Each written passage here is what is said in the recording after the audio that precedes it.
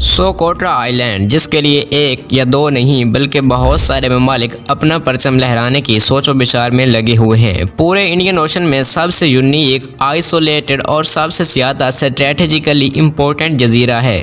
Commonly लोग इसके बारे में कुछ ज़्यादा नहीं जानते, लेकिन दुनिया में कई ममालिक, खासकर यूएई और सऊदी अरब जैसे ममालिक इस पर गहरी नज़रें लगाकर बैठे हुए हैं। इस आइलैंड को एलियन आइलैंड भी कहा जाता है। इसकी वजह यहाँ पाए जाने वाले दरख्त और ऐसे पौधे हैं जो बाकी पूरी दुनिया में कहीं भी नहीं पाए जाते, लेकिन इस छोटे से जजीरे पर बड़े बड़े ममालिक इस वजह से गहरी नज़र नहीं रखे हुए हैं। असल वजह है इसकी जोग्राफियाई अहमियत, और इसीलिए इसे the jugular of gulf of Aden भी कहा जाता है। यमन से करीबन 500 किलोमीटर दूर हॉर्न ऑफ अफ्रीका के करीब यह जजीरा एक ऐसा गेटवे है जहां से दुनिया के तकरीबन 30% समुद्री कंटेनर्स गुजरते हैं।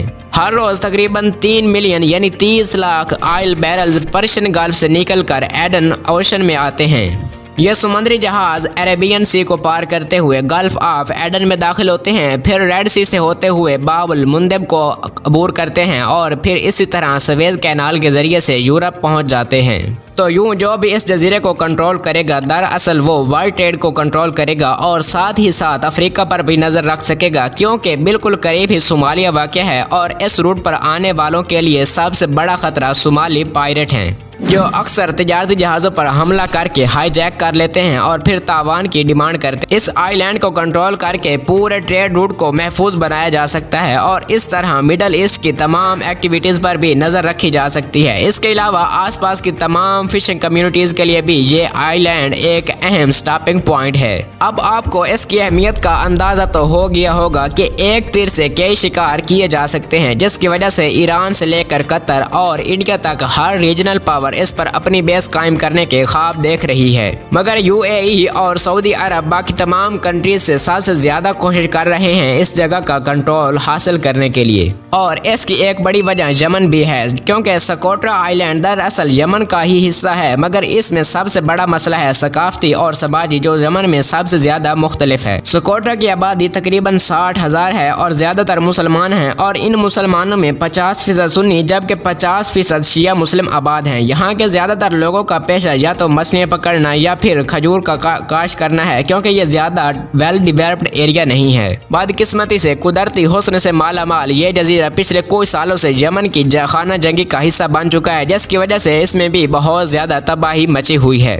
अगर यमन की खाना जंगी की बात करें तो इसका आगाज 2014 में हुआ, जब हुकूमत मुखालिफिन शिया ग्रुप अंसार अल्लाह ने यमन के दारुल हुकूमत सना पर कब्जा कर लिया और वजीर आजम मोहम्मद बासंदवा को इस्तीफा देने पर मजबूर कर दिया। अंसार अल्लाह हकीकत में वही ग्रुप है जिन्हें यमनी हौसी बागी भी कहा जाता है। यमन जंग एक बहुत ही पेचीदा मसला है, ये एक प्रॉक्सी वार है। अगर हम इसे सिंपल वर्ड्स में बयान करें तो इस तनाज़े की असल डोरें कुछ बड़ी ताकतों के हाथ में हैं।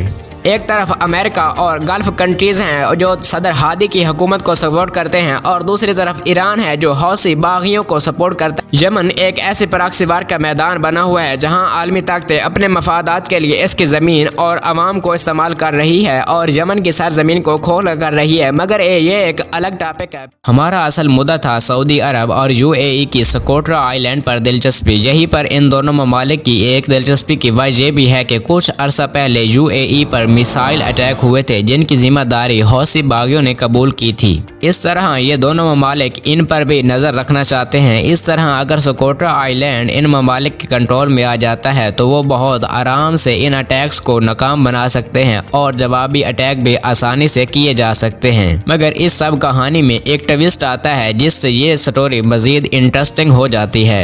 2015 में सोकोट्रा आइलैंड में एक शदीद तूफान आया जिससे काफ़ी सारा जानी और माली नुकसान हुआ। यही वो मौका था जिसका सऊदी अरब और यूएई को इंतजार था, जिससे उन्होंने भरपूर फायदा उठाया और इंसानी इमदाद के बहाने जजीरे में दाखिल हो गए। इन दोनों ममालिक ने मकामी इंफ्रास्ट्रक्चर की तरक्की शुरू कर दी और तूफान से मुतासरा अफराद के लिए खुराक, पानी और रिहाइश का बंदोबस्त किया। और सिर्फ इतना ही नहीं बल्कि यूएई ने सिक्योरिटी के बहाने यहाँ 5000 फौजी भी तैनात कर दिए। फिर 2018 में यूएई ने यमनी फौज को ट्रेनिंग ट्रेनिंग देने के बहाने से मजीद फौज भेजी और अप्रैल 2018 में उन्होंने सकोट्रा के तमाम हवाई अड्डों और बंदरगाहों का कंट्रोल संभाल लिया। यूएई ने न सिर्फ सकोट्रा के बुनियादी ढांचे जैसे रोड्स, हॉस्पिटल्स और स्कूल्स में सरमायाकारी की, बल्कि तमाम मकामी डॉक्टर, पुलिस और ब्यूरोक्रेसी को तनख्वाहें भी देना शुरू कर दी। यमन की मौजूदा हुकूमत से नाराज मकामी आबादी ने इमाराती सरमायाकारी का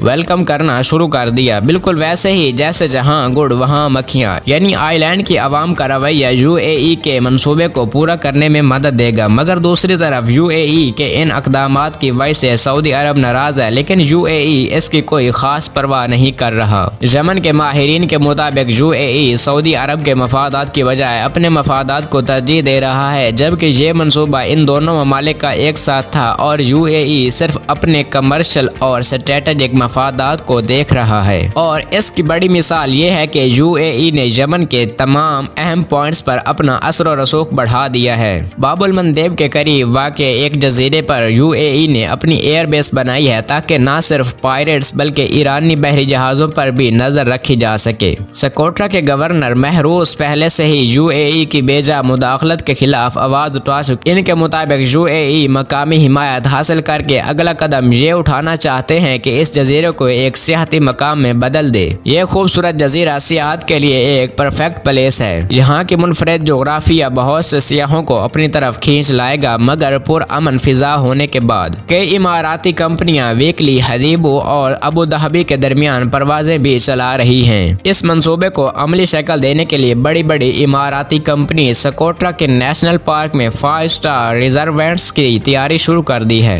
अब वो वक्त ज्यादा दूर नहीं है जब यूएई सकोट्रा आइलैंड को अपना हिस्सा डिक्लेयर कर दे। इस सब सूरत हाल में सकोट्रा के सादा लौह और मासूम लोगों के लिए ये सब खुशखबरी या खतरा साबित होगा। ये सब तो आने वाले वक्त में ही मालूम होगा। आप इस सब सूरत हाल के बारे में क्या राय रखते हैं, हमें कमेंट सेक्शन में जरूर आगाह करें।